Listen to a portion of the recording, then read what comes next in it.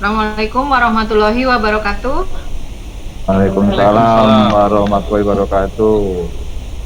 Selamat pagi, salam sejahtera untuk kita semua, salam sehat, salam bahagia, Bapak Ibu ya, yang di sini dan di sana.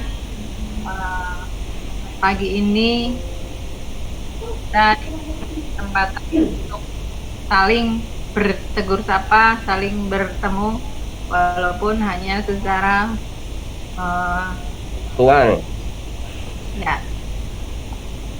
Pertama, mari kita panjatkan puji syukur kehadirat Allah Subhanahu wa Ta'ala yang telah memberikan nikmat sehat, sehingga pada hari ini kita bisa melaksanakan kegiatan pembinaan dan bimbingan teknis pengelolaan kearsipan yang diselenggarakan oleh Biro Umum.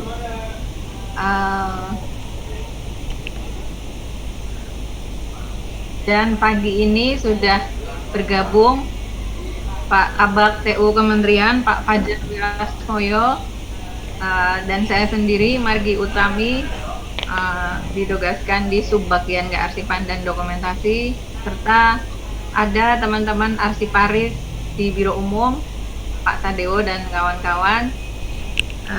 Saya ucapkan terima kasih kepada Bapak Ibu yang sudah memenuhi undangan kami untuk bergabung di Zoom pagi ini. Mungkin nanti akan dilaksanakan sampai siang, istirahat dan lanjut sampai kurang lebih jam 4 ya Pak Tito ya. Ya, Baik, mungkin untuk kelancaran kegiatan pada hari ini sejenak kita tundukkan kepala untuk berdoa sesuai kepercayaan masing-masing. Berdoa mulai. Selesai. Baik, terima kasih sekali lagi saya ucapkan. Pak Fajar juga sudah dari pagi ini stay ya Pak. Hari Jumat nih, nanti minggu depan libur panjang. Baik Pak Kabak, untuk pagi ini eselon satunya yaitu Inspektorat Jenderal, KSDAE dan PPKL. Jadi sudah kurang lebih ada 98 orang ini. Kuota ini Zoom-nya 100. Ini mudah-mudahan yang 2 orang masih bisa masuk ya. Yang masih di nanti 100 nih udah 100 Pak. ya. Alhamdulillah respon teman-teman sangat bagus ya. Ini dari kemarin juga kurang lebih ada 80-90an, hari ini nih tembus 100 sesuai kuota Zoom yang kami miliki Pak. Pak Kabak, mungkin untuk mempersingkat waktu, mohon menyampaikan sambutan, arahan terkait kegiatan BIMTEK dan pembinaan pada pagi ini. Waktu dan tempat dipersilakan. Baik, terima kasih Bu Margi. Assalamualaikum warahmatullahi wabarakatuh. Waalaikumsalam warahmatullahi wabarakatuh. Salam sejahtera bagi teman-teman sekalian. Puji syukur, marilah kita panjatkan kehadirat Allah Subhanahu wa Ta'ala. Kita semua bisa berkumpul, mungkin tapi dalam bentuk tidak tatap muka, tapi dengan Zoom pagi ini. Puji syukur ya, kita panjatkan semua dalam kondisi sehat. Jadi Bapak Ibu sekalian, yang pertama kami terima kasih memenuhi undangan kami dari Biro Umum. Saya mewakili Kepala Biro Umum, memang kemarin membuat surat kepada seluruh eselon 1 terkait dengan acara pembinaan kearsipan. Jadi Bapak Ibu sekalian, pembinaan kearsipan yang dilakukan oleh Biro Umum selaku penanggung jawab tentang kearsipan KLHK, ini kita lakukan selama 4 hari. Jadi hari kemarin kita sudah melakukan dengan 3 eselon 1, dan hari ini juga dengan 3 eselon 1, yaitu Inspektorat Jenderal, KSDAE, dan PPKL, di mana kita mengundang seluruh Kasubag TU dan teman-teman pengelola kearsipan. Tapi tidak menutup kemungkinan, karena sebenarnya ketika kita bicara arsip, itu adalah kita semua adalah para pencipta arsip.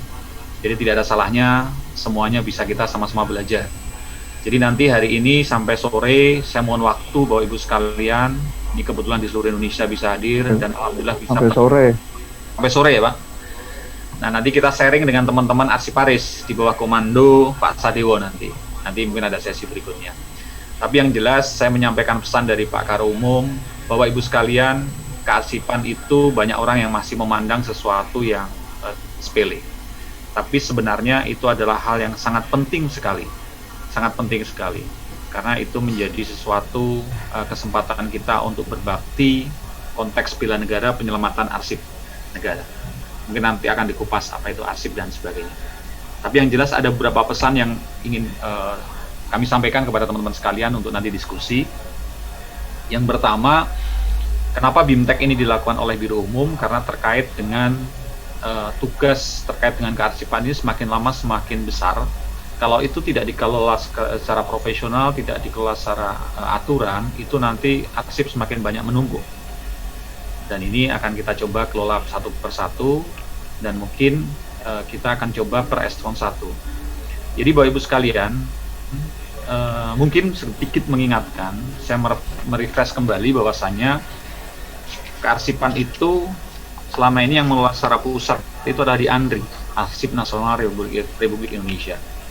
Tetapi sebenarnya setiap lembaga kementerian, pemerintah daerah, perguruan tinggi, BUMN juga punya kewajiban untuk mengelola arsip. Dan KLHK kalau melihat ranking di antara lembaga kementerian itu kita menjadi termasuk yang menjadi salah satu unggulan. Unggulan salah satu KLHK adalah di kearsipan. Perlu ketahui Bapak Ibu sekalian bahwasanya ada beberapa kegiatan yang dipantau oleh ANRI maupun Menpan RB. Yang pertama terkait dengan pengawasan kearsipan, setiap tahun kita juga mendapatkan penilaian. Yang kedua terkait dengan penyelamatan arsip negara, baru saja SE Menpan akan keluar kemarin tahun 2020, perlu bantuan kita semua. Jadi kearsipan itu bukan hanya tanggung jawab teman-teman arsip di Biro Umum, tetapi adalah kearsipan kita semua, karena kita semua adalah pencipta arsip. Jadi Bapak Ibu sekalian, sebagaimana kita ketahui bahwasanya alhamdulillah KLHK itu setiap tahun mendapatkan nilai predikat yang baik, bahkan sangat memuaskan terakhir tahun kemarin.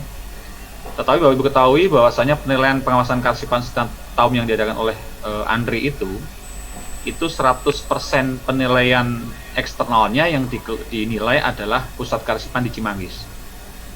Nah, mulai tahun depan itu akan ada satu perubahan penilaian di mana 60% itu adalah pengawasan eksternal di kearsipan Cimanggis dan 40% pengawasan internal itu adalah di masing-masing eselon 1. Terkait dengan eselon 1 berarti hampir semua terlibat, dalam hal ini teman-teman eselon 2 maupun UPT, karena teman-teman sekalian semuanya adalah bagian daripada kearsipan secara keseluruhan. Oleh karena itulah makanya Biro Umum mengadakan BIMTEK. Terkait dengan itu salah satunya bagaimana kearsipan ini bisa terduplikasi, bagaimana sih polanya, bagaimana sih cara mengarsipkan, bagaimana cara menghapuskannya, bagaimana cara melaporkan dan sebagainya. Nanti kesempatan ini akan diberikan kesempatan untuk tanya jawab. Ya sudah, nanti akan disampaikan semua, dan untuk materi yang pertama ini akan kami sampaikan tentang pemberkasan arsip aktif.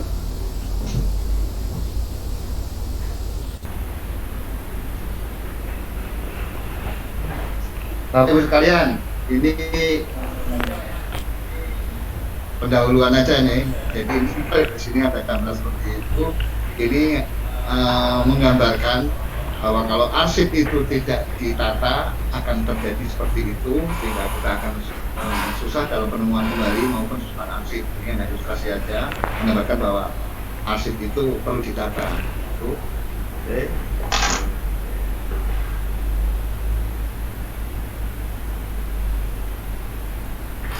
Nah, ini juga masih menggambarkan gimana kalau arsip itu tadi tidak ditata ya. Nah, Bapak Ibu sekalian, ini sekilas saja untuk pengertian arsip.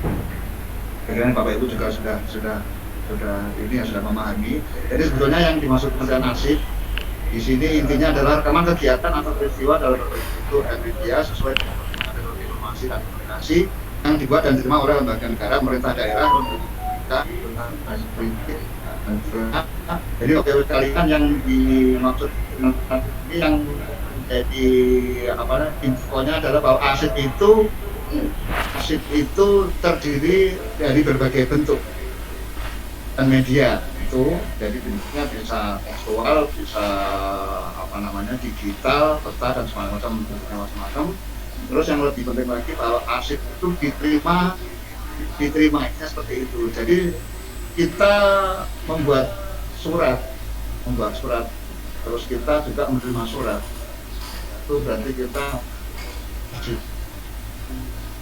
Jadi intinya arsip itu bentuknya itu macam-macam, dan intinya lagi arsip itu dibuat dan intinya itu ya kalau inti dari pengertian ini. Terus nah ini perlu juga kami sampaikan tentang dasar hukum kearsipan. Undang-Undang Nomor 43 Tahun 2009 ini yang tentang kearsipan. Terus Peraturan Pemerintah Nomor 28 Tahun 2012 tentang pelaksanaan Undang-Undang Nomor 43 Tahun 2012 tentang kearsipan. Terus ada lagi Peraturan Menteri Pendidikan dan Kehutanan Nomor 18 tentang organisasi. Terus Peraturan Menteri Lingkungan Hidup dan Kehutanan Nomor 44. Terus Peraturan Sekjen Nomor 5 tentang mata pegas, bagus sekalian. Lanjut, terus pembagian jenis arsip bapak sekalian ini sebetulnya saya yakin Bapak Ibu sudah paham, tapi kita ingat-ingat lagi aja. Jadi kalau kita bicara arsip itu dibagi menjadi dua, arsip dinamis dan arsip statis. Sementara arsip dinamis ini dibagi lagi menjadi tiga, ada arsip aktif, inaktif, dan vital. Ini pengertiannya. Arsip dinamis itu arsip yang dipergunakan secara langsung dalam kegiatan arsip. Ini arsip yang yang ada di unit kerja kita yang kita gunakan sehari-hari. Ini masuk kategori arsip dinamis, jadi digunakan secara langsung. Terus arsip statis. Statis itu arsip yang dihasilkan oleh pencipta arsip, oleh kementerian lembaga, unit kerja, karena mempunyai nilai guna kesalahan. Jadi intinya arsip itu kepentingannya sudah tidak untuk organisasi tapi untuk kepentingan nasional. Ini arsip statis biasanya mempunyai nilai guna kesalahan. Nah, untuk arsip statis ini disimpan di arsip nasional. Jadi kalau di kementerian lembaga ada arsip statis, itu wajib diserahkan ke arsip nasional dengan arsip statis. Itu pengertian arsip dinamis dan arsip statis. Terus arsip aktif tadi, ini ada arsip yang frekuensinya tinggi dan atau terus-menerus, arsip yang masih sering kita gunakan. Terus arsip inaktif yaitu arsip yang frekuensi penggunaannya telah menurun, aktif dan inaktif. Nah, terus ada lagi arsip vital ya, yaitu arsip yang penggunaannya merupakan prasyarat dasar bagi kelangsungan operasional organisasi, tidak dapat diperbarui dan tidak tergantikan apabila rusak apabila arsip penting lah seperti itu ya. Nah, kalau arsip vital ini masuk kategori arsip dinamis ya, artinya dia bisa aktif dan pada satu saat nanti dia juga bisa inaktif. Bapak Ibu sekalian, ini sedikit yang berkaitan dengan kearsipan. Jadi dalam kearsipan itu ada istilah daur hidup arsip ya. Jadi fase hidup arsip. Arsip itu juga seperti manusia itu ya. Kan ada daur hidup manusia itu mulai dari lahir, terus beraktivitas, terus sampai meninggal. Nah, arsip itu kayaknya seperti itu juga. Jadi mulai dari penciptaan, mulai terus penggunaan dan penyusutan. Yang masuk kategori penciptaan itu adalah tata naskah dinas. Di situ kita mengatur isi formulir, surat, laporan, film, rekaman dan lain-lain. Itu kan itu di fase penciptaan kita arsip. Setelah diciptakan, setelah ada fisiknya baru kita gunakan untuk untuk penyampaian informasi, untuk pertanggungjawaban segala macam. Yang di sini diistilahkan di kegiatan pengurusan naskah dinas, penataan berkas, dan klasifikasi dan indeks dan penggaraan. Itu arsip itu masih kita gunakan ya. Setelah arsip itu sudah tidak digunakan lagi, itu masuk ke fase penyusutan, gitu kan. Nah, di situ itu kita nilai ada yang harus dipindahkan, ada yang harus dimusnahkan, sudah bisa dimusnahkan, maupun ada yang harus diserahkan dalam arti diserahkan ke arsip nasional untuk yang kategori arsip statis. Jadi ada 3 fase dari fase pembukaan, penggunaan, penuntutan. Oke, nah, kita masuk ke yang penataan berkas, pemberkasan. Nah, ini sering ya mendengar kata pemberkasan atau penataan berkas. Jadi pengertiannya secara jelas, pemberkasan adalah cara atau metode menata, mengatur, dan menyimpan dokumen dalam berkas dan mengatur berkas dalam susunan yang sistematis dan logis dengan menggunakan klasifikasi indeks dan kartu jelas. Itu pemberkasan. Nah, berkas itu sendiri adalah himpunan arsip yang disusun berdasarkan kesamaan jenis, kesamaan masalah, atau kesamaan urusan kegiatan. Ada tiga jenis ya. Dari itu jadi ya itu dalam bentuk sama, jenisnya sama semua. Terus kesamaan masalah, masalah yang sama, dan kesamaan urusan kegiatan. Jadi mulai dari kegiatan A sampai kegiatan Z, urusan dari suatu kegiatan itu jadi satu, namanya dossier ini kas. Lanjut tujuan penataan berkas. Jadi tujuan ini adalah satu, untuk mempermudah penemuan kembali arsip secara cepat dan tepat. Terus efisiensi dalam penggunaan ruang dan peralatan sebagai sarana penuntutan kelancaran pelaksanaan penyusunan arsip secara seluruh dan sebagainya. Jadi sudah jelas kalau arsip itu diperkuat akan mudah dalam penemuan kembalinya, terus juga dalam penyusutannya. Bapak Ibu, berkaitan dengan asas pemberkasan, penyimpanan arsip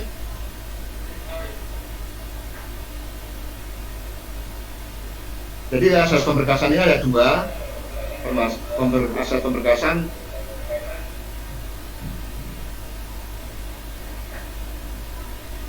asas generalisasi dan asas desentralisasi.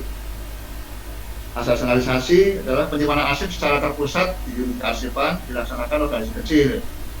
Jadi untuk organisasi yang kecil seperti di balai gitu ya, di balai itu penyimpanan arsip secara terpusat di unit kearsipan.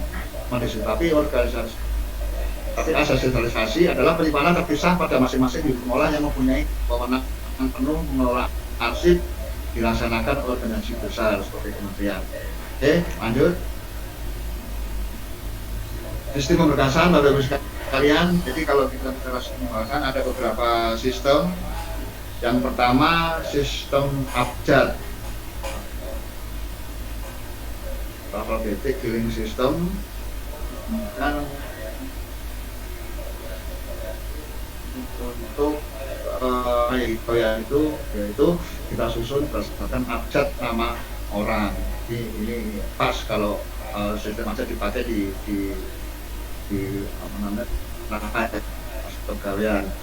Selanjutnya ada sistem angka, numeric filing system. Sistem angka ini dipakai jadi intinya berdasarkan angka. Biasanya ini untuk kalau di di unit kerja itu dari angka rekening, nomor rekening bank, nomor rekening di pelanggan listrik gitu ya.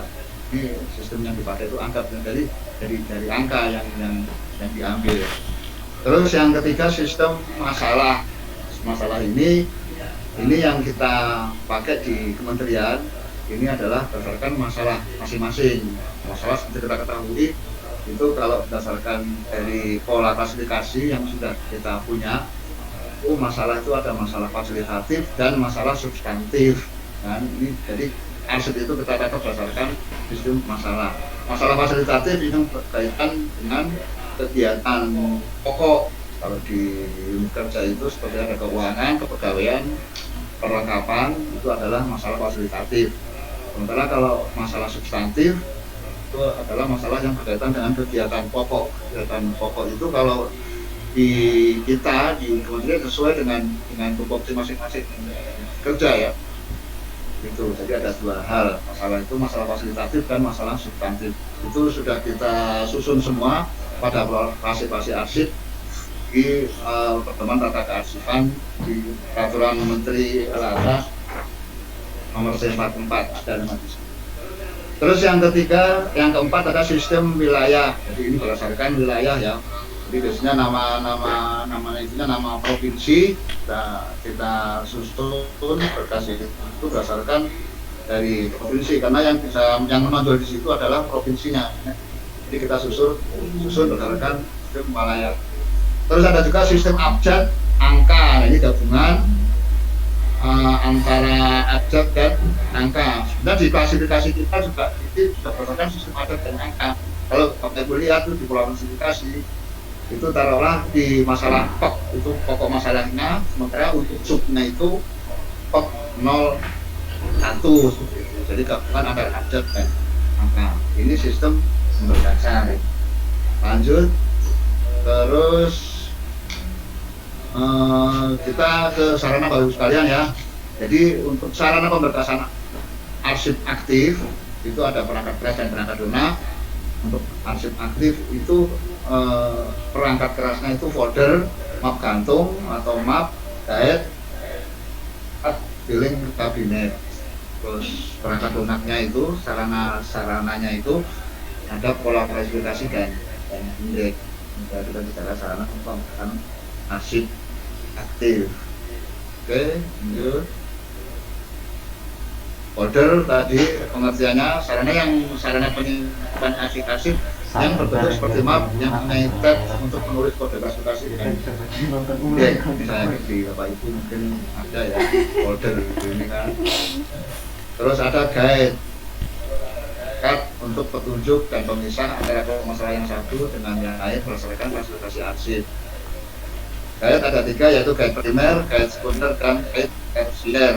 Nah, tiga seperti itu karena ini kita sesuaikan dengan susunan di klasifikasi kita. Kita lihat klasifikasi yang kita susun itu yang ada di P44 itu terdiri dari pokok masalah, sub masalah, dan sub masalah. Kayak itu kita sesuaikan menjadi ada 3 ya, primer, sekunder, dan tersier. Oke, terus filing kabinet. Kira ini banyak di unit kerja Bapak Ibu sekalian. Ini adalah sarana menyimpan arsip terbuat dari metal dan memiliki fungsi pengaman. Biasa yang ada garasi itu memang untuk arsip aktif itu sarana yang direkomendasikan tuh dengan filing kabinet. Terus ada autindikator atau tanda keluar. Ini alat yang digunakan untuk menandai adanya arsip keluar atau arsip yang dipinjam dari laci filing kabinet. Jadi ada daftar ya autindikator itu. Tanda nanti arsip yang dipinjam itu arsip apa, yang keluar dari filing kabinet itu arsip apa. Ada catatannya di situ. Lanjut.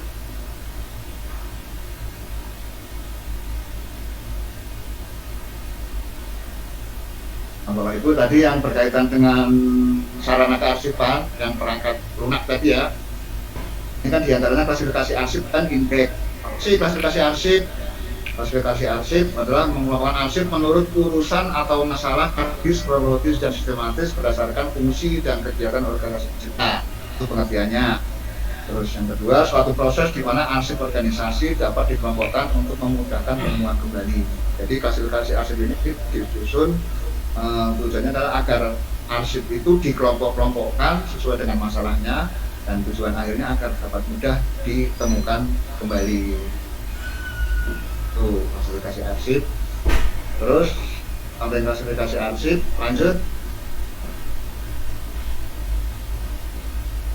Nah ini perlu kami sampaikan juga. Jadi klasifikasi arsip, pola klasifikasi arsip itu yang ada di Permen LHK P44 tahun 2016 itu ada 2 seperti yang kami sampaikan tadi. Itu ada kegiatan fasilitatif dan kegiatan substantif. Fasilitatif terdiri dari 11 pokok.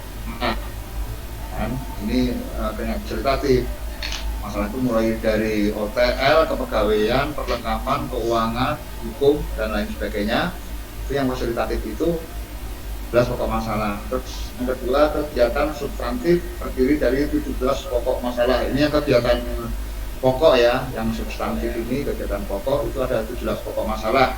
Jadi sesuai tupoksi dari unit masing-masing itu kita kelompokkan yang substantif ini menjadi 17 pokok masalah, mulai dari reboisasi hutan, mulai dari perencanaan hutan, mulai dari sumber daya alam segala macam, itu semuanya ada 17 pokok masalah. Jadi Bapak Ibu sekalian, kalau kegiatan fasilitatif ini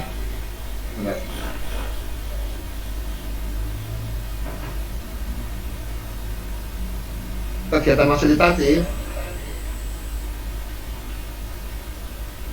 ini apa namanya, kegiatan penunjang ya. Jadi kalau beda antara kegiatan fasilitatif dan kegiatan substantif ini, kalau kegiatan fasilitatif itu karena kegiatan penunjang ini hampir di setiap unit kerja pasti ada kegiatan ini kan, kegiatan fasilitatif ini ya kan.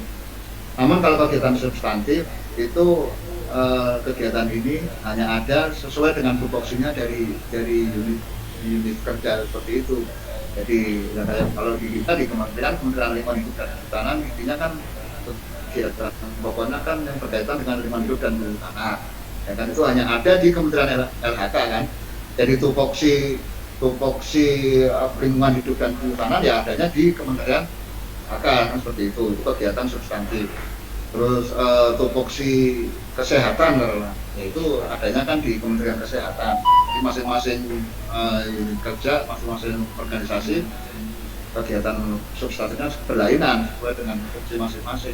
Namun kalau kegiatan penunjang fasilitatif itu hampir semua sama, punya kegiatan itu yang membedakan. Oke, setelah klasifikasi terus yang sarana yang lunak tadi adalah indeks. Nah, ini perujukan indeks, itu indeks. Indeks adalah suatu tanda pengenal berkas atau judul berkas. Fungsinya membedakan antara berkas yang satu dengan berkas lain. Terus mempermudah dalam penyimpanan dan penemuan kembali arsip juga. Jadi setelah tadi dikelompokkan sesuai masalah, terus lebih spesifik lagi kita kasih indeks di setiap dokumennya itu. Oke.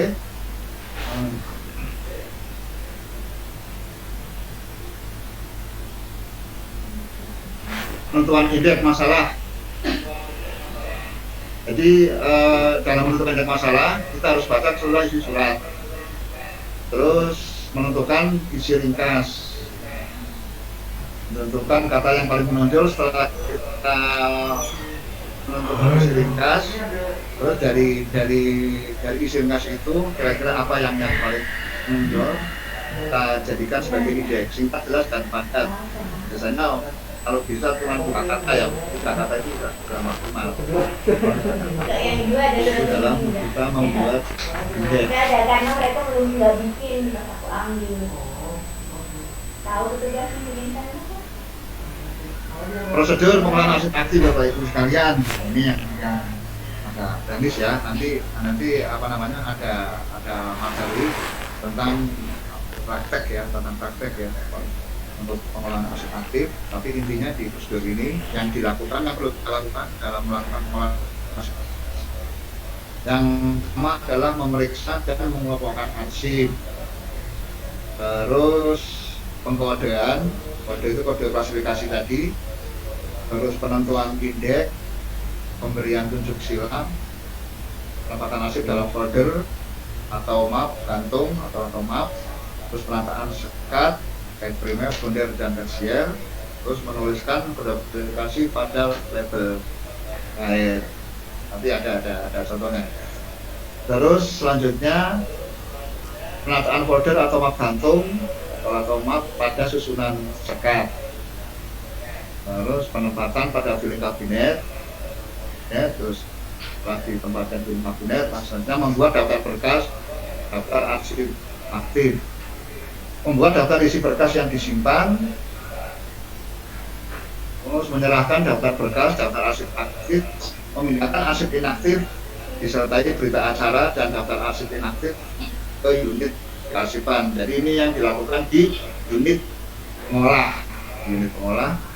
Ini sampai mulai dari tadi ngolah itu sampai nanti memindahkan arsip inaktif ke unit kearsipan. Ini yang harus dilakukan. Terus membuat daftar arsip aktif kalian.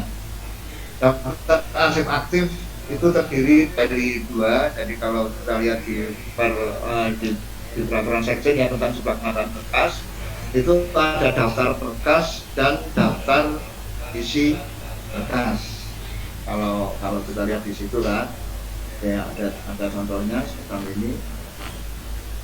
Itu yang harus dibuat oleh di unit pengolah. Oke, lanjut.